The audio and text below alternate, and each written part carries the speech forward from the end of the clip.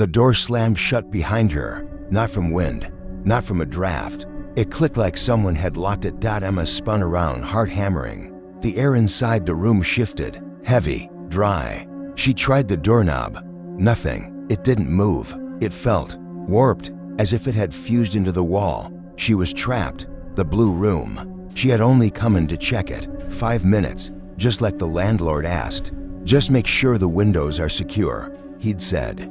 No one's been in there since the renovation. There's a weird draft or something. Emma had taken the job because it was easy money, house-sitting for a few weeks in a sleepy Pennsylvania town, while the new owners finished paperwork. But the blue room, no one told her it felt like a tomb. The walls were painted a soft, faded blue, almost comforting. But the air was wrong. It didn't move, didn't shift. It pressed against her lungs like cotton. Every breath felt like she was pulling in dust. And old grief. She reached for her phone. Dead. Fully charged 20 minutes ago. Now black. She hadn't dropped it. Hadn't even used it since the grocery run. Okay, she whispered. Don't panic.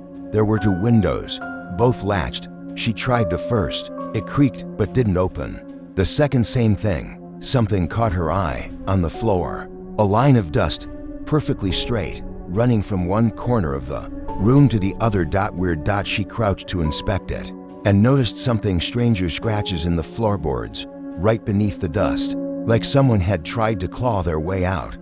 Not rats, not animals, fingernails. Emma's stomach turned. She backed away slowly, only to bump into something soft, a chair. She hadn't seen it when she walked in. She knew it wasn't there before.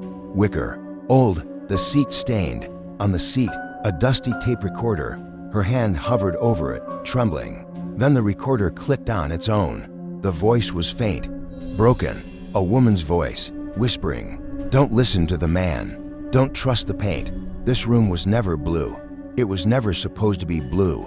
The baby's still in the wall." Emma stumbled backward, breath caught in her throat. Suddenly, the soft blue walls didn't feel soft anymore.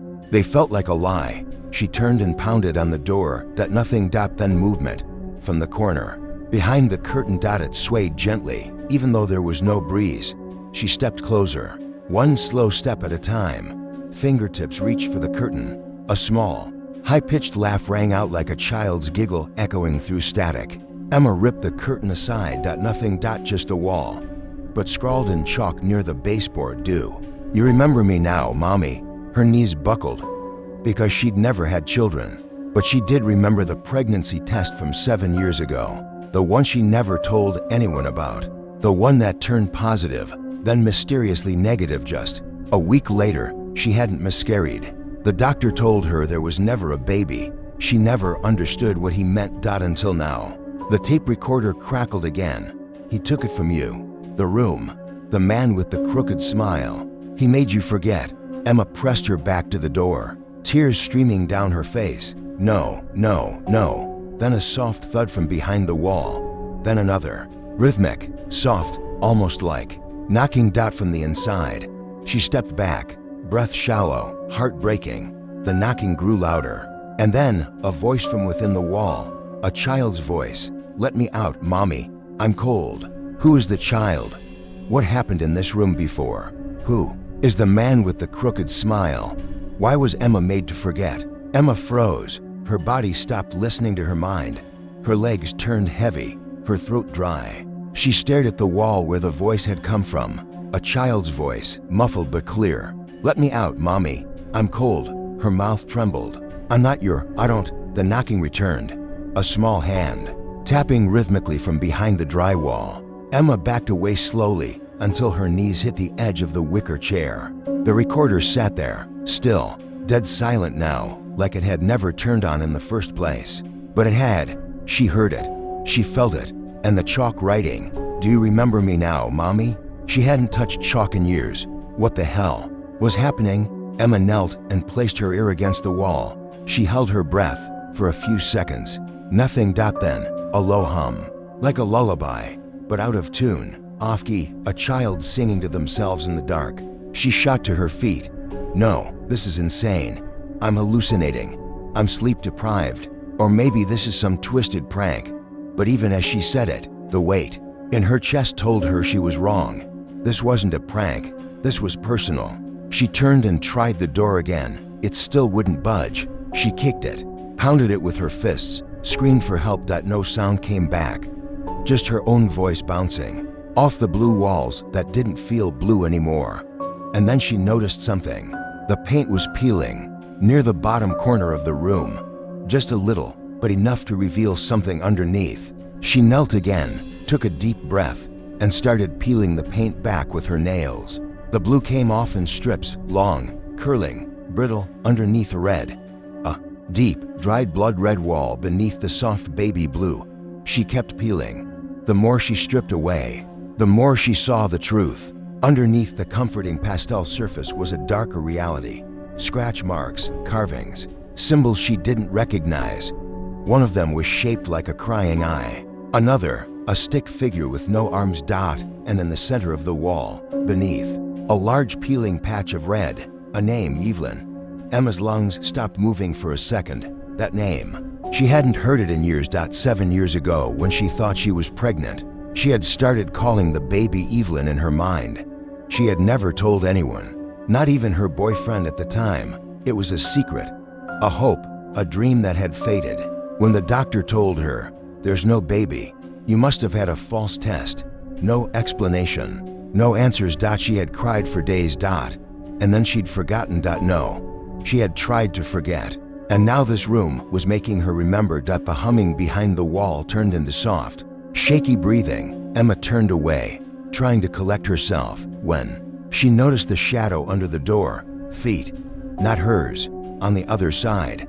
Someone was out there. She banged on the door. "Help, please, I'm locked in here." The shadow didn't move.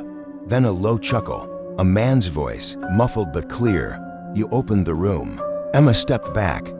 "Who are you? Let me out." "That's not how this works."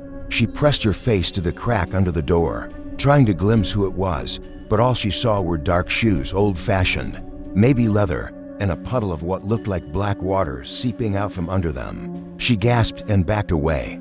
"Why are you doing this to me?" Silence. Then, "She's waiting." The shadow disappeared, and the room grew colder.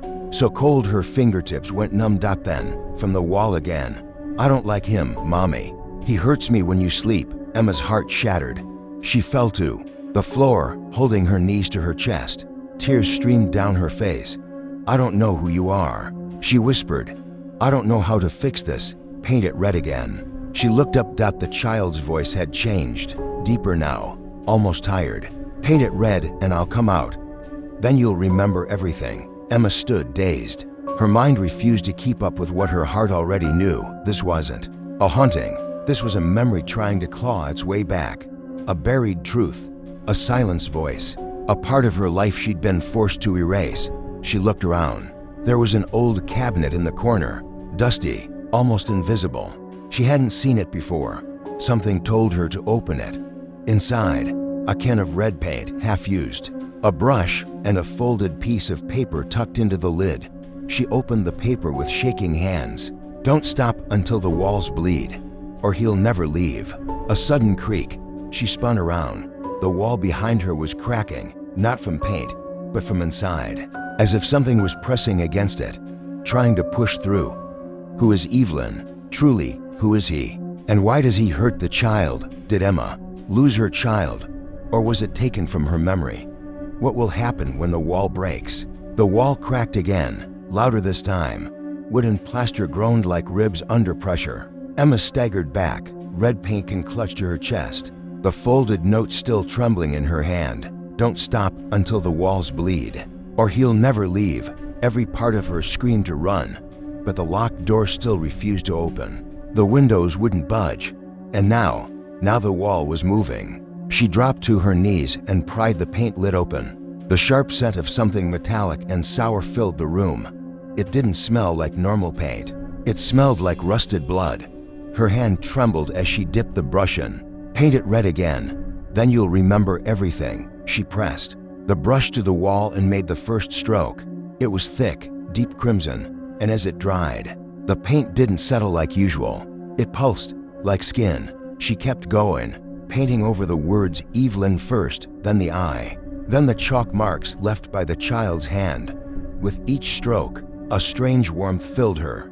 Not comfort, but recognition, as if a part of her that had been lost for years was crawling back into place. Then, the room pulsed. A vibration moved through the floor. And the crying returned, not from the wall this time, but from inside her own head. A baby's cry. Emma dropped the brush, pressing both hands to her ears. No, no, no. But she could feel it now, the weight, the emptiness, the loss. She hadn't just imagined the pregnancy. She hadn't just been mistaken. Someone had taken Evelyn from her, her vision blurred. Suddenly, her body collapsed against the wall and everything went black. Flashback: she was in the hospital, alone. A bright white room, an oxygen machine, and someone beside her.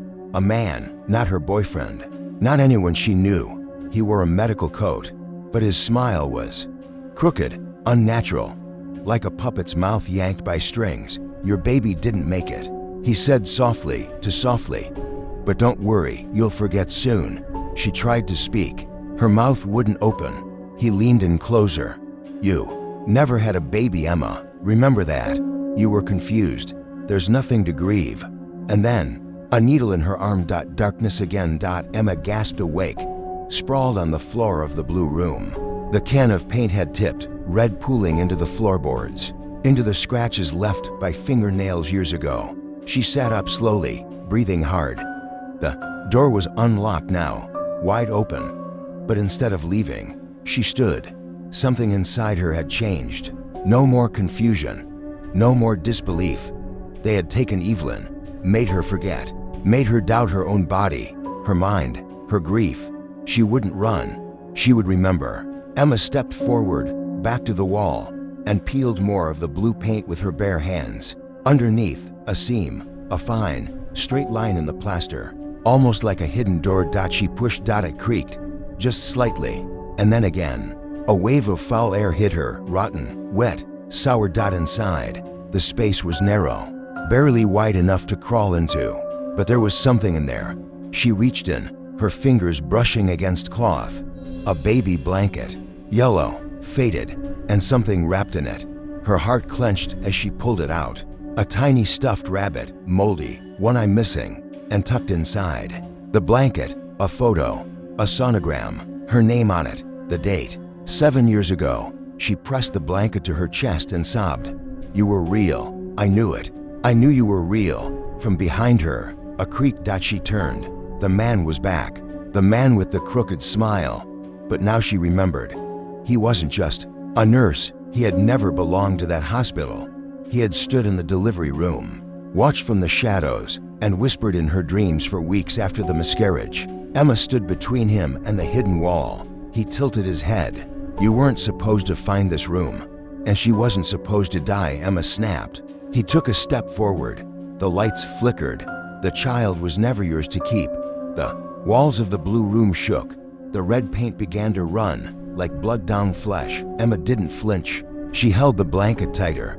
You don't get to rewrite my story. He smiled wider. His teeth were too many. Then finish it.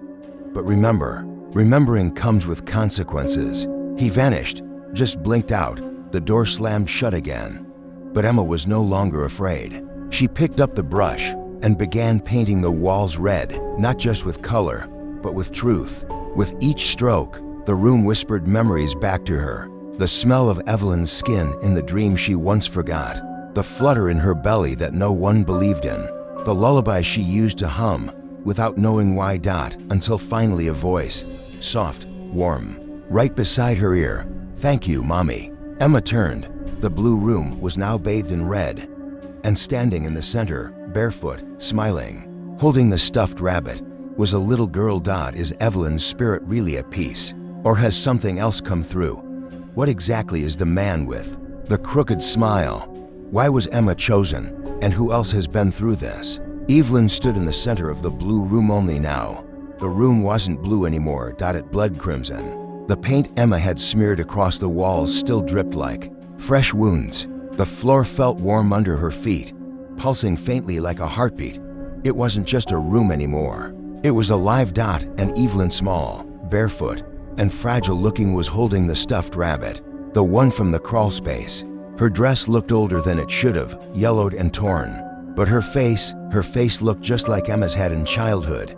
Too much like it. Emma couldn't speak. Her throat had closed around her breath. Evelyn tilted her head. "You finally see me." Emma's knees gave out, and she dropped to the floor. I didn't know. I didn't know you were real. I thought." Evelyn nodded. "You forgot. But it wasn't your fault. He made you forget." Emma swallowed hard. The man with the crooked smile. The girl didn't answer. She stepped toward the wall, gently placing a hand on the place where the hidden door had been. The red paint pulsed beneath her fingers.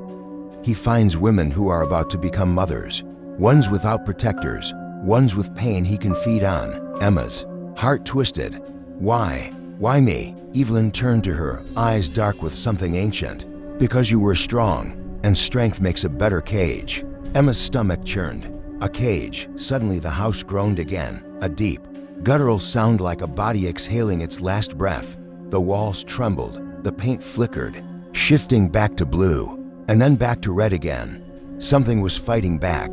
"He doesn't want you to remember," Evelyn whispered. "Because when you remember, you set me free. But he doesn't just want me anymore. Now, he wants you." Emma's breath caught in her throat. The room grew darker. The single light bulb overhead fizzled, then went out with a pop. Total darkness. And then the sound of footsteps, slow, heavy, coming up from the basement below. Emma reached for Evelyn's hand. "We have to get out. Now." But Evelyn didn't move. She stared at the door. He's already inside. A knock at the door. Not frantic, not violent. Just one knock. Then silence. Then a voice. "Emma, you can't leave, not yet." It wasn't the crooked man's voice. It was someone else. Someone she hadn't heard in years, her mother. Emma's breath stopped. She stood and opened the door, expecting to see the man in the medical coat. But it was her mother, older, tired-looking, standing in the hallway like she'd been crying for days. "Mom." Her mother didn't step forward. Her voice shook. "I told you never to open that room." Emma stared. "You knew?" Tears welled in her mother's eyes. "I tried to protect you. I tried to make them take me instead. But he doesn't work like that. Once he marks you, it's done." Emma's voice cracked. "You let them take my child. I thought if you forgot, you could survive." Emma turned toward Evelyn, who was now fading slightly, as if her outline couldn't hold. She looked back to her mother. "No more lies. No more silence. If I was strong enough to be a cage, then I'm strong enough to open it." She took Evelyn's hand and led her toward the hallway, but her mother stepped in front of them. "If you open the final memory, he'll come all the way through. You don't know what's waiting behind that last door." Emma looked down at Evelyn. The child nodded. "But it's the only way." The hallway behind them rippled, as if the very air was water. Pictures on the walls melted. A crack opened in the ceiling, and red liquid began to drip from it, slow at first, then faster. Emma stepped past her mother. "I've already lost everything once. I'm not doing it again." She reached the far end of the hallway. There was a final door she hadn't noticed before. It had no handle, no frame, just a square shape carved into the wall, sealed shut. Evelyn placed a hand against it. A glowing outline appeared around the door, shaped like a sigil, some ancient design. An eye, a key, a child curled in a womb. The wall pulsed. Emma touched it, and the moment she did, final memory unlocked. She's back in the hospital, but not asleep, awake, screaming. Doctors around her.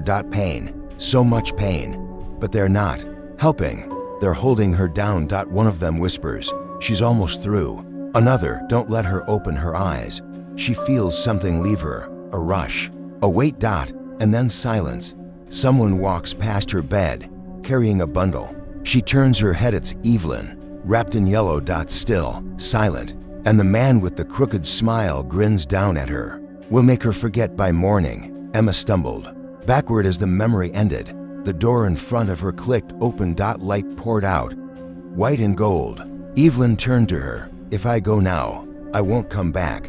Not ever, not even in dreams." Emma crouched and hugged her daughter, tears soaked the child's shoulder. "I'd rather lose you to peace than keep you in pain." Evelyn smiled. "You remembered. That's enough." She stepped through the door. The moment she crossed the threshold, the house screamed. Wood shattered, walls cracked. A violent gust knocked Emma off her feet. But the moment Evelyn vanished, the chaos stopped, dead still. The blue room was empty. Clean. No red. No blue.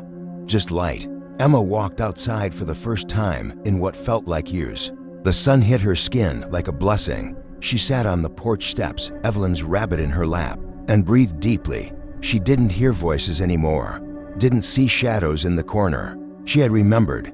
She had let go. Sometimes losing everything is the only way to find who you really are. Ben didn't believe in ghost stories. Not when his grandfather warned him about the tunnel. Not when the locals in Ashford Falls said no one ever came out the same. Not even when his best friend disappeared inside it 3 years ago. But standing there now, staring into that rotting mouth in the hillside, Ben wasn't so sure anymore. It looked like any old maintenance tunnel, halfway buried in the woods. Behind the train station, rusted fencing covered in vines. The warning sign barely legible. KEEPOUT, structure unstable. But the structure wasn't what people feared. It was the whispers. Ben had heard them once before, faint and strange, like someone breathing secrets down the back of your neck. And they only started the night Alex vanished. It was supposed to be a dare, one stupid walk into the dark for 5 minutes. Alex had laughed it off. He always wanted to be the fearless one. Ben stayed outside, watched the time. 5 minutes, 6, 7, then a scream, and then silence. No body, no blood. Just Alex's phone left in the grass. Screen cracked, and a voicemail recording that no one remembered sending. A whisper, one for the dark, one for the dead. The cops searched the woods for days. Nothing. Ben never forgave himself for not going in after him. Now, 3 years later. Recorder in the window, vintage, black, scuffed. It looked like something from the 90s, with a red sticker on the back and a label that simply read, "Play me." The shop owner, an old man with cloudy eyes, sold it to her for $5 and said just one thing: some stories ain't meant to be untold. She thought he was just playing into the aesthetic. After all, Ashford Falls leaned into that ghost town energy. Every place she'd been had some haunted nonsense to draw tourists. That night, Mara took the recorder home, put on a hoodie, made tea, and pressed play. The voice that came through was shaky, male, young. "My name is Ben Foster. This is real. The tunnel takes people, not their bodies, but something deeper." Then came something else, another voice, whispery, feminine, cold. "Thank you. Someone new is listening now." Mara laughed, creepy, but kind of cool. She set the recorder on her nightstand, rolled over, and went to sleep. She didn't dream, but something did. The next morning, Mara's phone was missing. So were her house keys, but nothing else had been touched. That she found her phone in the bathtub, screen cracked and flickering. Even though she didn't remember dropping it, her keys were in the fridge. Her tea mug was now full of something that looked like muddy water. She tried to laugh it off. Maybe I sleepwalked, or the cat knocked stuff over. But she didn't have a cat, and she had locked the door the night before. Then she noticed the mirror, right in the center, written in steam, "You're listening." Now, Mara didn't scare easy. She'd lived through worse, a gaslighting ex, a stalker who'd slipped a note into her car, living paycheck to paycheck in a city that pretended not to see her. But this was different. This wasn't a person. This was inside her. She opened the recorder and checked the cassette. It wasn't blank. It was still recording, even though she never hit the record button. And worse, when she hit rewind and played it back, she heard her own voice. "I don't believe this. I don't believe in ghosts. I don't believe in curses. I don't." Then, overlapping her voice, a whisper, "But we believe in you." She dropped the recorder, sprinted outside, barefoot, heart racing. The air in Ashford Falls felt colder than usual, the streets a little too empty. The town always had that something's off feel, but now it was suffocating. Mara drove to the library, desperate to find anything that could explain this. She searched the archives, newspaper scans, death records. Then she found it. Ben Foster, missing. Last seen outside the abandoned maintenance tunnel near the train station. Local officials said he had reported strange auditory hallucinations and filed a police report weeks before vanishing. The librarian, a soft-spoken woman in her 60s, peeked over Mara's shoulder. "You're looking into the tunnel?" she asked quietly. Mara nodded. The woman leaned in. "Don't listen to anything that comes from that place, not even if it sounds like someone you love." Mara froze. "Why?" "Because once you believe the voice, it's already in you." Mara didn't go home that night. She booked a room at the Hillview Motel, trying to get some distance. She left the recorder in the glove box of her car and slammed it shut. But at 3:09 a.m., she woke to the sound of whispering in her ear. She sat up, gasping. The room was dark, darker than it should have been. The lamp wouldn't turn on. Then, click, the TV powered on by itself. A blank screen, but static noise hummed loud like a heartbeat. Then the screen shifted. A tunnel. Dark, sloped, wet, and a figure standing in it. Ben. Eyes hollow, face slack. He didn't move. He just stared into the camera. Then a voice spoke through the TV. "You listened. That's all we needed." Mara screamed and ripped the cord from the wall. The TV turned off, but not the whispers. They were louder now, inside her mind. The next morning, Mara went back to the shop, but it was gone. Not closed. Gone. As if the building had never existed. The lot was empty. Just a patch of dead grass and a concrete foundation covered in old vines. She dropped to her knees and sobbed. Someone had chosen her. And now she understood what Ben meant. The whispering tunnel didn't just take people. It recruited them, one at a time, by pain, by voice, by memory. That night, Mara drove to the tunnel. She parked outside the fence and stared into its mouth. The air around it shimmered like heat rising from pavement, but it was bitterly cold. Even the trees around the tunnel leaned away from it. She didn't go in. She just stood there. Listening. The recorder in her hand clicked again. Ben's voice, "If you're hearing this, I didn't make it back." Then her own voice whispered back, "Neither will I. Will Mara enter the tunnel? Or is her fate sealed even if she doesn't?" What does the whisper want from its listeners? Is there any way to break the cycle? Or is each new listener a new seed? Mara stood at the edge of the tunnel as twilight bled into full night. No one else around. No birds. No wind. Just the tunnel, open, waiting. She clenched the recorder in her fist. It was warm now, almost pulsing like a living thing. She'd tried everything, throwing it in the trash, submerging it in water, even smashing it with a hammer. Nothing worked. Every time she turned around, it was back in her hand, or on her pillow, or in the car's cuffholder. And every time, the whispers were louder. They weren't asking anymore. They were commanding. "Come back, come down, come closer." She took a shaky breath, stepped through the collapsed fence, and crossed the threshold into the tunnel. At once, the world behind her disappeared. Literally. She turned. The woods were gone. The stars, the sky, just stone walls and black. She was inside the mouth. Her flashlight flickered as soon as she turned it on. The floor sloped downward, deeper than it should have. She felt it in her knees, like descending into a mine shaft. Instead of a drainage tunnel. Every footstep echoed wrong, too slow, too delayed. The air smelled metallic. Wet. And the walls, they pulsed. She wasn't walking through a tunnel. She was walking through a throat. Closer. A voice ahead, low, feminine, gentle, familiar. It sounded like her mother. But Mara knew better. Her mother died when she was 17.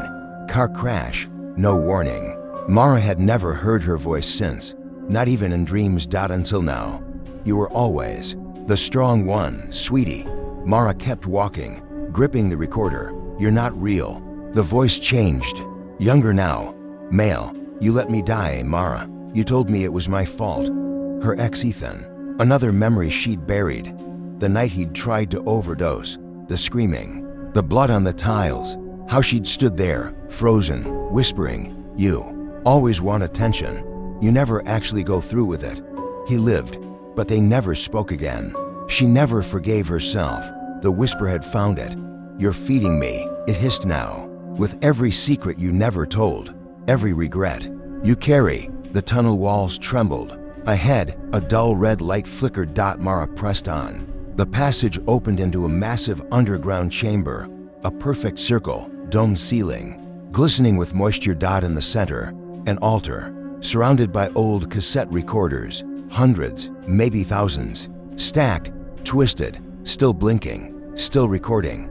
Atop the altar, a figure, Ben, or what remained of him. He was bound by roots or veins, something dark and alive that coiled around his arms and neck. He wasn't screaming, just weeping. Mara stepped forward. He looked up. Eyes hollow, like milk, lips cracked. Mara, don't. She moved closer. What is this place? Ben trembled. Not a place, a memory, a trap made of voices. Mara's grip on the recorder tightened. Why me? Because you listened. The red light overhead flickered. The roots pulsed. A shape began to rise from behind the altar. No face, no body, just movement, like heat rising off pavement. But darker. The whisper. It had formed now, and it spoke. She came willingly. She's ready. The walls vibrated. The recorders on the altar began playing all at once. A cacophony of broken voices, sobs, screams, and final words. I'm sorry. Don't leave me. It was my fault. Mara covered her ears, fell to her knees. Ben screamed, don't give it your voice. That's how it wins. But the whisper was inside her now, not around. Inside. Memories surged like a flood. Her mother's empty chair at graduation, her ex's lifeless stare, and the earth therapist she ghosted after revealing her trauma. The baby she'd almost had. Silence. She wrapped around all of it, and beneath all of it, the whisper, smiling. We don't need your life, Mara, just your voice, just your pain. She looked up at the altar. Ben was almost gone now, his skin gray, his voice faint. The recorder in her hand began to melt. She screamed and hurled it at the altar. It shattered, and the whisper roared, not in rage, in fear, because it didn't expect her to fight back. It didn't expect her to let go. Mara stood. No more secrets, she whispered. No more feeding you. She stepped onto the altar, put her hands on Ben's chest.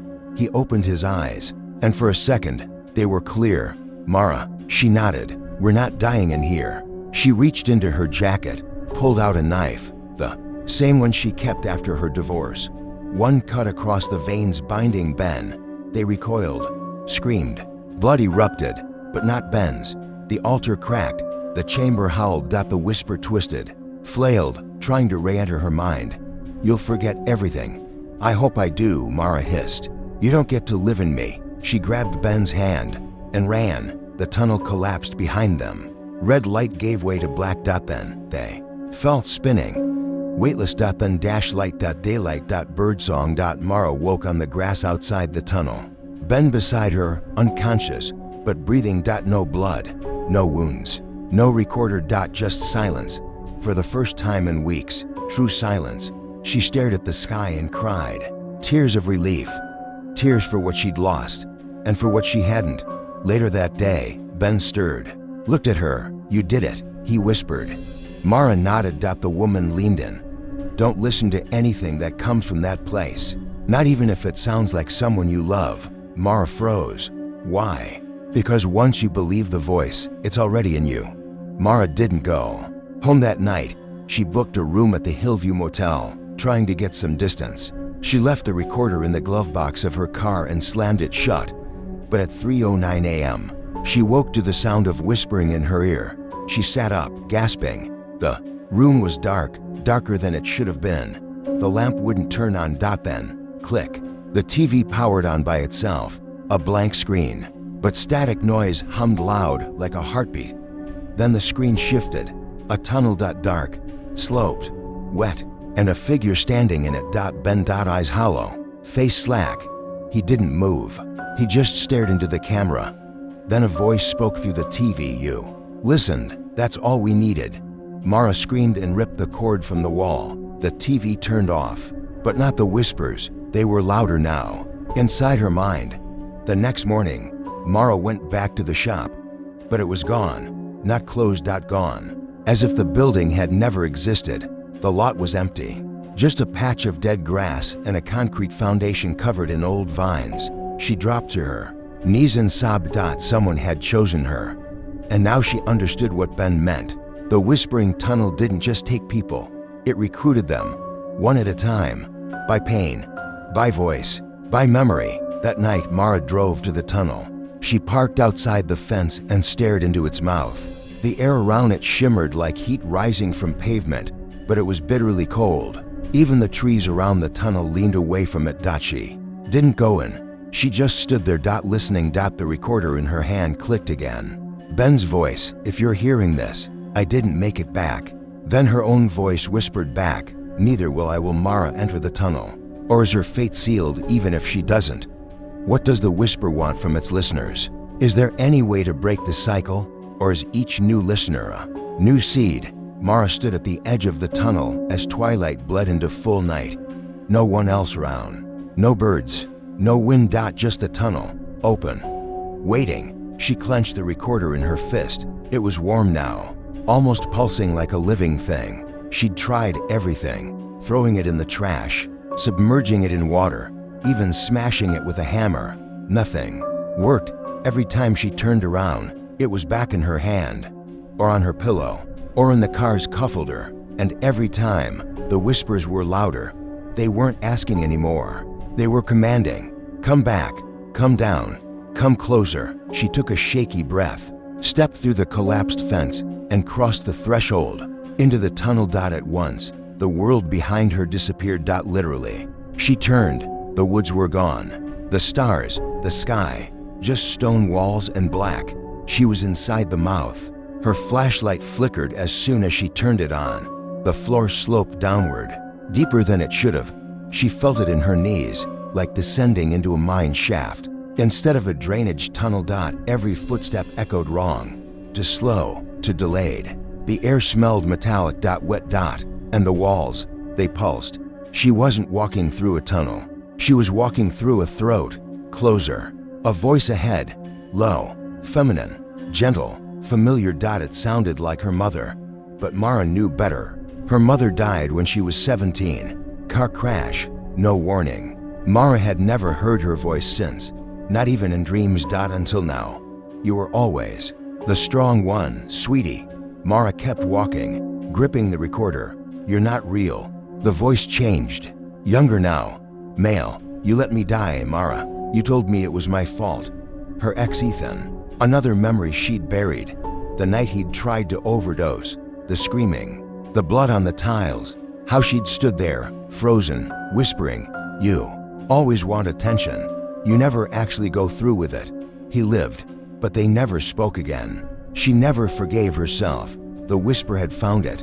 "You're feeding me," it hissed now. "With every secret you never told, every regret you carry." The tunnel walls trembled. Ahead, a dull red light flickered. Mara pressed on. The passage opened into a massive underground chamber, a perfect circle, dome ceiling, glistening with moisture. In the center, an altar, surrounded by old cassette recorders, hundreds, maybe thousands, stacked, twisted, still blinking, still recording. Atop the altar, a figure, Ben, or what remained of him. He was bound by roots or veins, something dark and alive that coiled around his arms and neck. He wasn't screaming, just weeping. Mara stepped forward. He looked up. Eyes hollow, like milk, lips cracked. "Mara, don't." She moved closer. "What is this place?" Ben trembled. Not a place, a memory, a trap made of voices. Mara's grip on the recorder tightened. "Why me?" "Because you listened."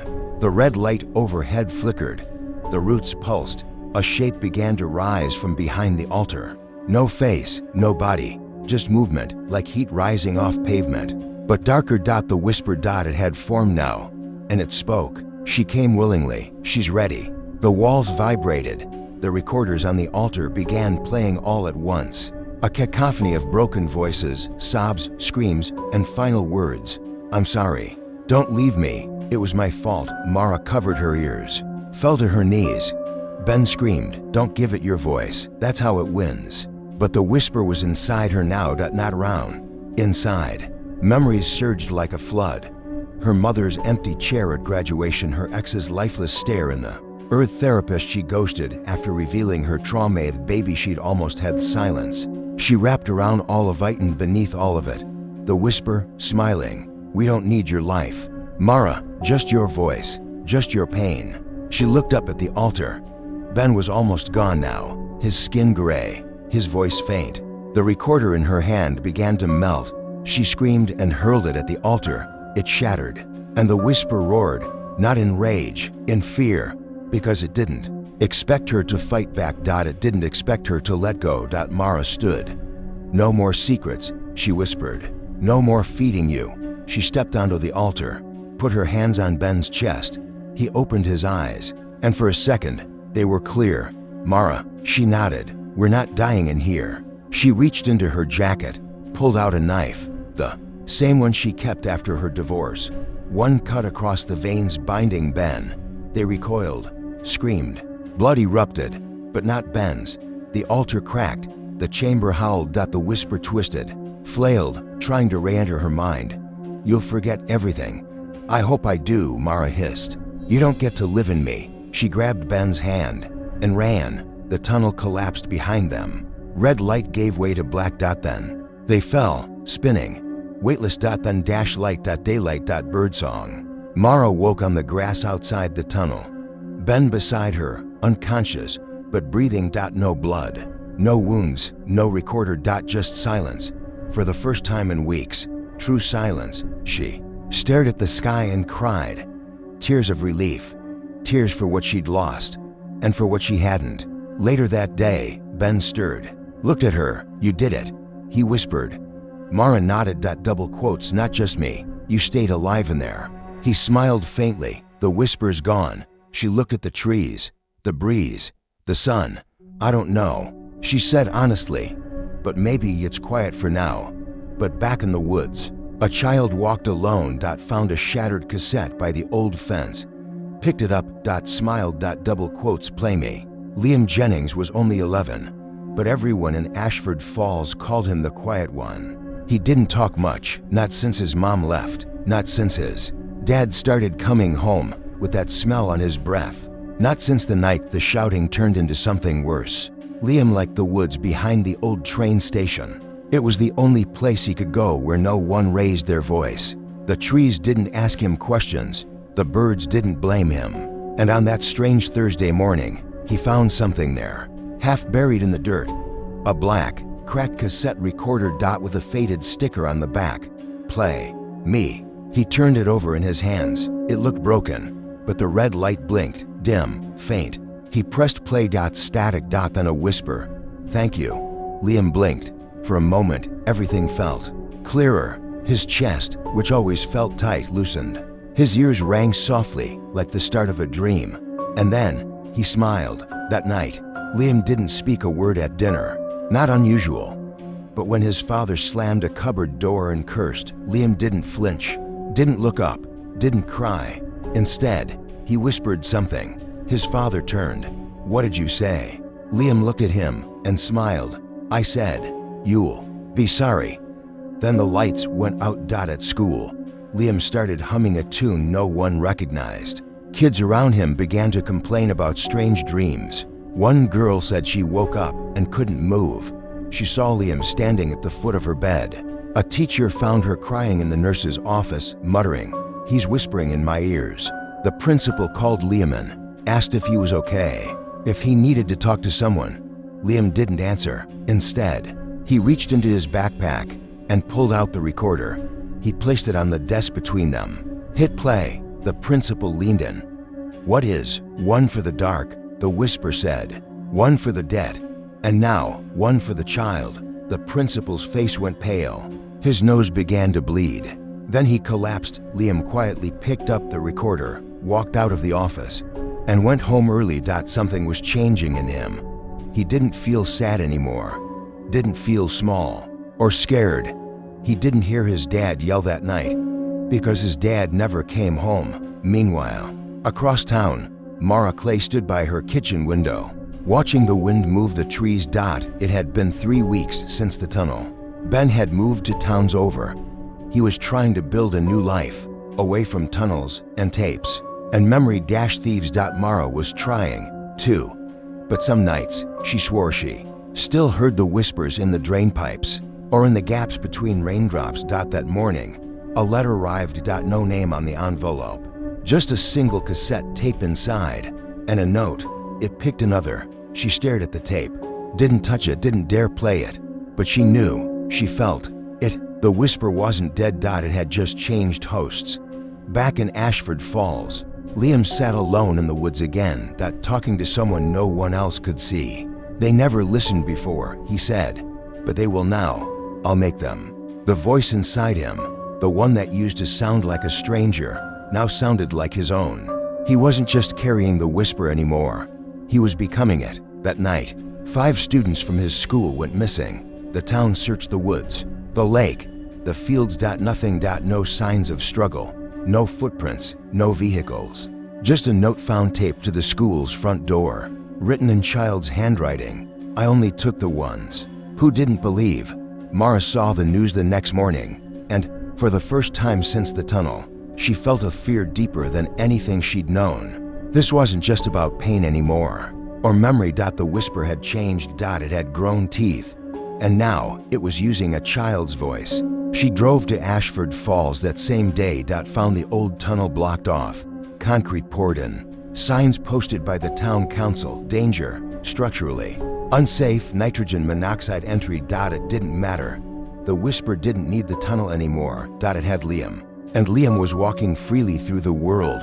She went to the school, asked questions.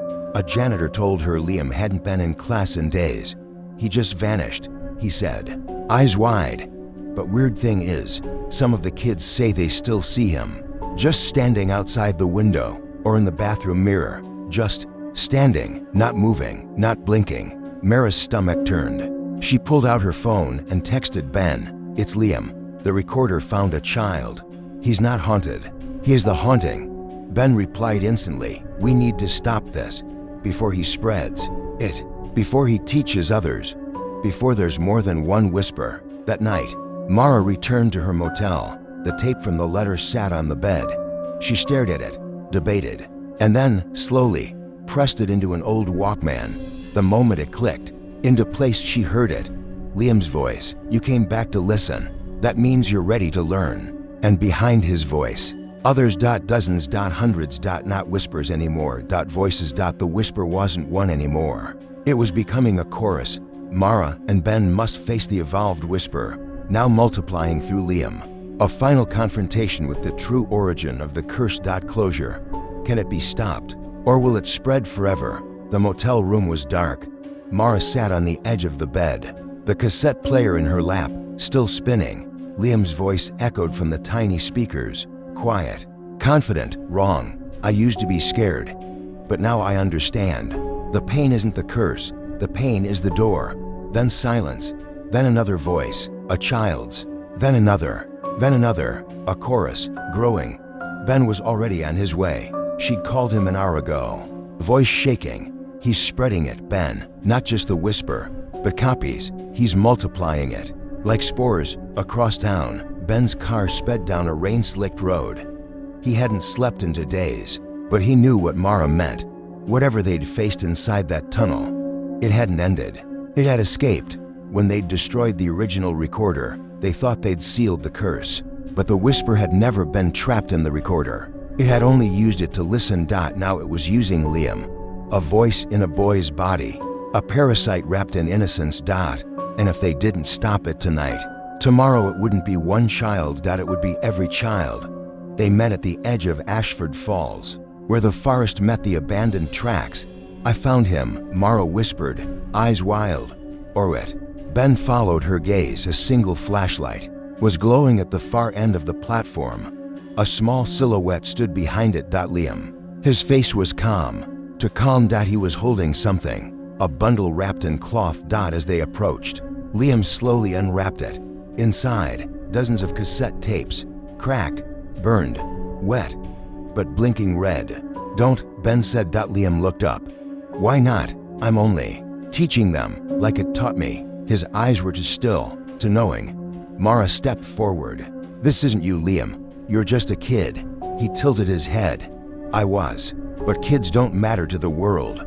Not until they become something useful. Now I'm useful. His voice distorted on the last word. like two voices at once, his and something ancient beneath.